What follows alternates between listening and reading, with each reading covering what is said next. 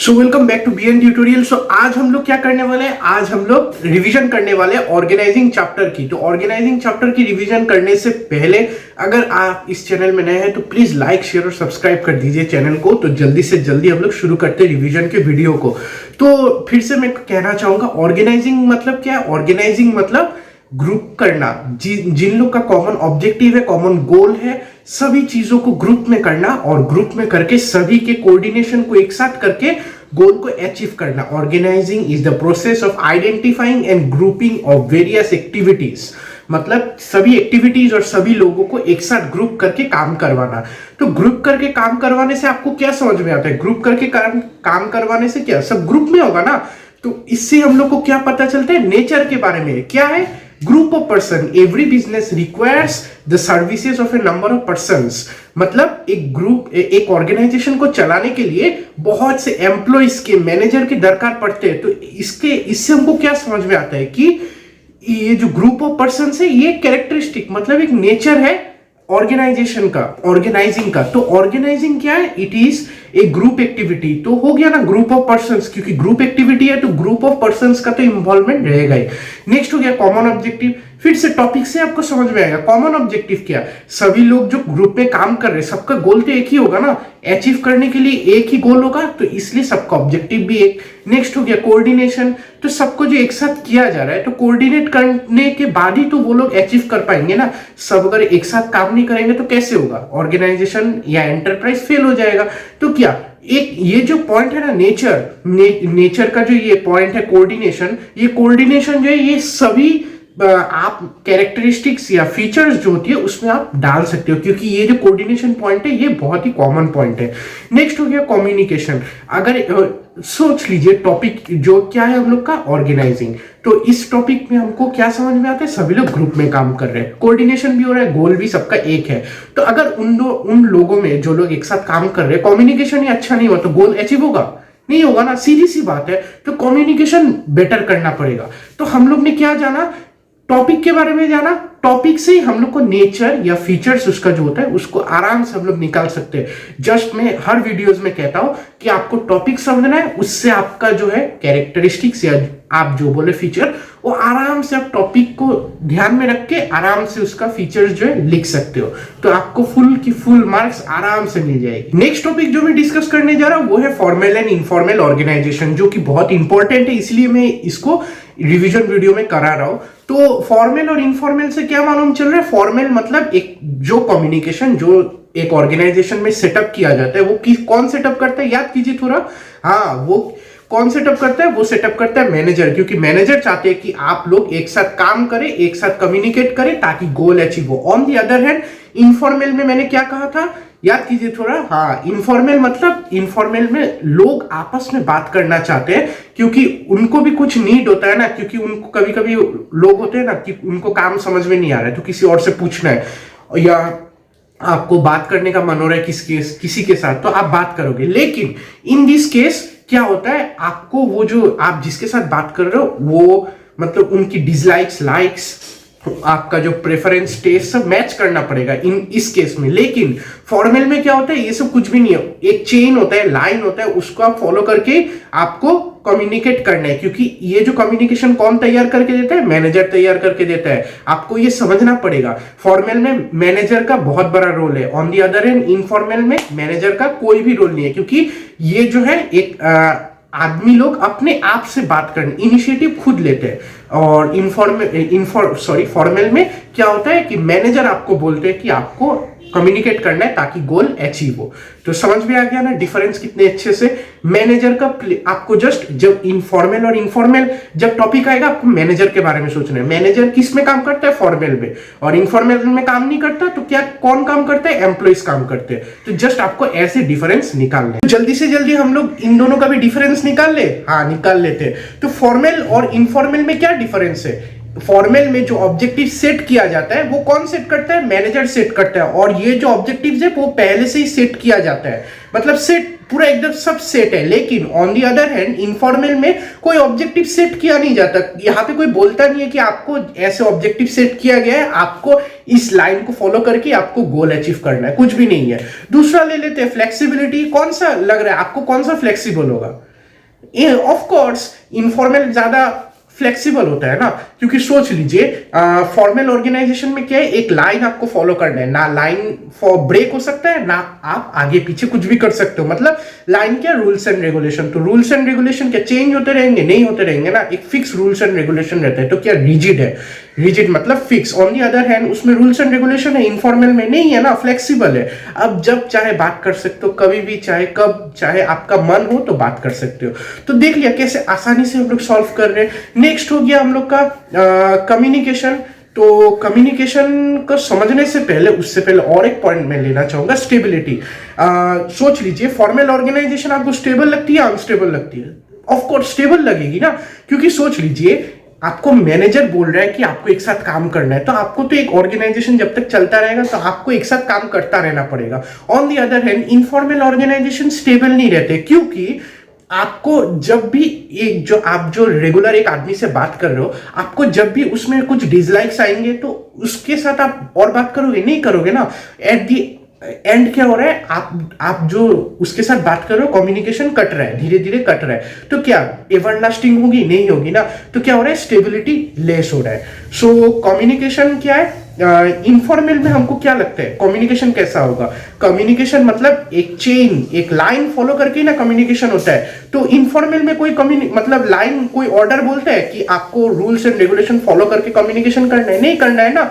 तो on the other hand formal में क्या होता है, एक चेन, एक लाइन आपको फॉलो करनी पड़ती है ताकि आप गोल को अचीव कर सको। रूल्स एंड रेगुलेशन के साथ आप कम्युनिकेट करो। ऐसे नहीं है कि गए ऐसे हाई हेलो कर दिया चले गए, ऐसे नहीं होगा। आपको काम करते रहना पड़ेगा। गोल से अचीव करने के लिए आपको एक साथ काम करना पड़ेगा, दोनों का दिमाग एक साथ लगाना। फिर एक टॉपिक लेते हैं हम लोग। कौन सा टॉपिक लेंगे? Organisational structure.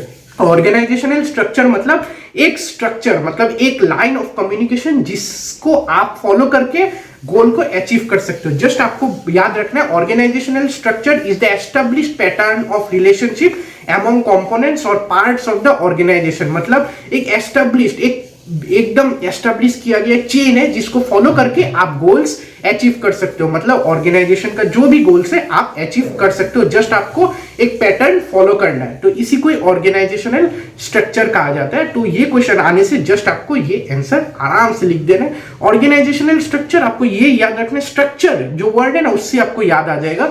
मतलब स्ट्रक्चर मतलब पैटर्न, पैटर्न मतलब कम्युनिकेशन। ऐसे करके आप ब्रेक थ्रू कर सकते हो। तो क्या होता है, एक्स्ट्रा ऑर्गेनाइजेशनल स्ट्रक्चर, स्ट्रक्चर मतलब पैटर्न, एक पैटर्न जिसको आप फॉलो करोगे। तो फॉलो क्या करोगे? कम्युनिकेशन। तो उस स्ट्रक्चर को फॉलो करके आप जो है गोल अचीव कर सकते। सो नेक्स्ट पॉइंट हम लोग ले लेते हैं, नेक्स्ट टॉपिक हम लोग ले लेते हैं, क्या है? डेलीगेशन। तो डेलीगेशन मतलब क्या है? Delegation means getting things done by others. Delegation का यही मोटिव है कि दूसरों से काम करवाना। तो कौन काम करवाएंगे?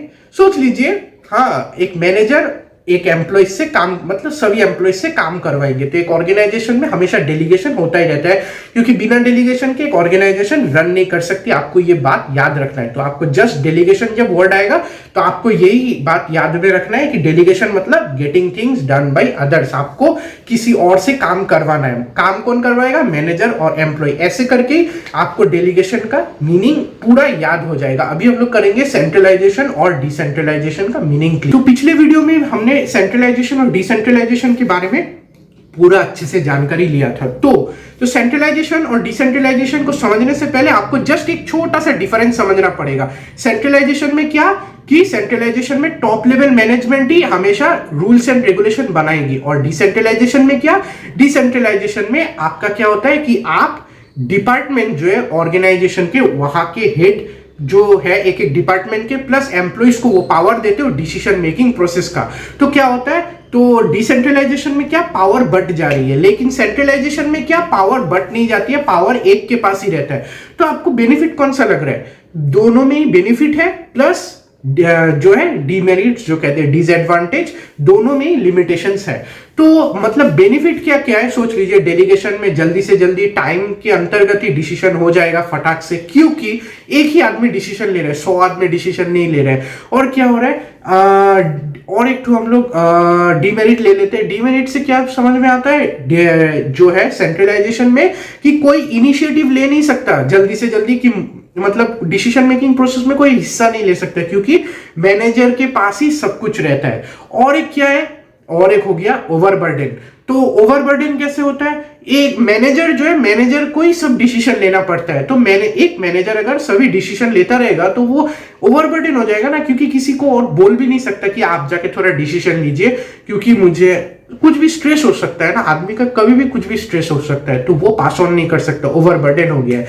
और डिसेंट्रलाइजेशन में हम लोग देख ले तो क्या होता है, जल्दी से जल्दी डिसीजन लेने में प्रॉब्लम होती है, दिक्कत होती है, क्योंकि सोच लीजिए सभी डिपार्टमेंट का हेड जो है अपना अपना ओपिनियन देगा, प्लस सभी एम्प्लॉयज भी अगर डिसीजन मेकिंग प्रोसेस में हिस्सा ले तो क्या हो रहा है, डिसीजन लेने में बहुत दिक्कत हो रहा है। तो ये क्या हो गया, और एक लिमिटेशन हो गया, प्लस एक्सपेंसिव भी। एक्सपेंसिव कैसे, सोच लीजिए आपको बेटर डिसीजन बनाने के लिए आपको क्या, अच्छे एम्प्लॉयज चाहिए, अच्छे जो डिपार्टमेंट के हेड चाहिए, तो उनको अगर आप हायर करोगे तो क्या पैसा नहीं लगेगा, तो उससे क्या हो रहा है, एक्सपेंसिव भी हो रहा है। तो देख लिया ना हम लोग ने कैसे टॉपिक समझ लिया। टॉपिक क्या है, सेंट्रलाइजेशन मतलब full power to the manager, decentralisation मतलब डिपार्टमेंट को पावर देना या तो एम्प्लॉयज को थोड़ा पावर देना, मैनेजर के पास उसमें कुछ नहीं रहता। तो समझ गया ना कैसे करके हम लोग ने टॉपिक समझा, उससे हम लोग डीमेरिट्स और मेरिट्स के बारे में भी हम लोग ने कुछ डिस्कस करें। आज जो टॉपिक जो हम लोग डिस्कस करने जा रहे हैं वो क्या है, अथॉरिटी, अकाउंटेबिलिटी और रिस्पॉन्सिबिलिटी। इन तीनों, ये जो तीन टॉपिक है वो हमेशा आती रहती है, इसका फीचर्स आए या ना आए, लेकिन 2 या 3 मार्क की आपको ये टॉपिक मिली जाएगी। तो अथॉरिटी का मतलब क्या है, पावर। पावर जो मतलब it is the right to exercise the power to get things done by others. मतलब अथॉरिटी कौन यूज करता है, ऑफ कोर्स मैनेजर ही करेंगे। तो मैनेजर का ये हक है कि वो पावर यूज करके दूसरों से काम करवाए। तो समझ में आ गया, अथॉरिटी मतलब पावर। नेक्स्ट हो गया रिस्पॉन्सिबिलिटी। वर्ड से आपको मालूम चल जाएगा, रिस्पॉन्सिबिलिटी मतलब आपको जब कुछ काम दिया जाता है उसके लिए आप रिस्पॉन्सिबल हो, तो आपको एक रिस्पॉन्सिबिलिटी है कि आपको ये काम करना है। तो उस काम को करने के लिए तो आपको सब कुछ अपना जी जान लगा देना पड़ेगा। तो ये कौन करेगा ऑर्गेनाइजेशन में, ऑफ कोर्स एम्प्लॉयज करेंगे। तो एम्प्लॉयज के पास ही ये रिस्पॉन्सिबिलिटी का पावर आता है कि मतलब उनको कुछ काम दिया गया टॉप मैनेजर से, तो आपको काम करना है, आप रिस्पॉन्सिबल हो उस काम के लिए।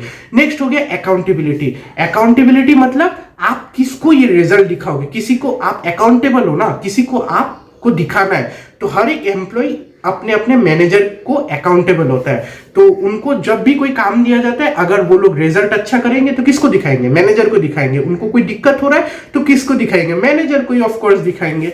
तो सिंपली हम लोग ने देख लिया ना कैसे हम लोग ने authority, power, responsibility, employ, accountability to the manager. तो इन तीनों को हम लोग ने ऐसे करके डिफाइन कर दिया कि आपको अचानक मतलब अगर कभी भी भूल गए तो आपको जस्ट ये 3 वर्ड रखना है। क्या क्या, अथॉरिटी मतलब पावर, रिस्पॉन्सिबिलिटी एम्प्लॉइज और अकाउंटेबिलिटी टू द मैनेजर। तो तीनों को हम लोग ने कैसे अच्छे से डिफाइन कर दिया छोटे कीवर्ड से। तो कहता हूं इसलिए कीवर्ड समझिए, आपको पूरा टॉपिक समझ में आ जाएगा। तो यहीं पे मैं करूंगा ये वीडियो एंड। तो आपको कोई भी अगर डाउट है प्लीज हम लोग के पुराने प्लेलिस्ट को देखिए, रिवाइंड कीजिए, सब टॉपिक क्लियर हो जाएगा। रिवीजन वीडियो तो है, तो यहीं पे वीडियो मैं करूंगा एंड। तो प्लीज फिर से बोल रहा हूं, चैनल में नया है तो please like, share and subscribe कीजिए चैनल को, और वो जो छोटी सी बेल है उसको भी क्लिक कीजिए। मिलते हैं आपको नेक्स्ट वीडियो पे।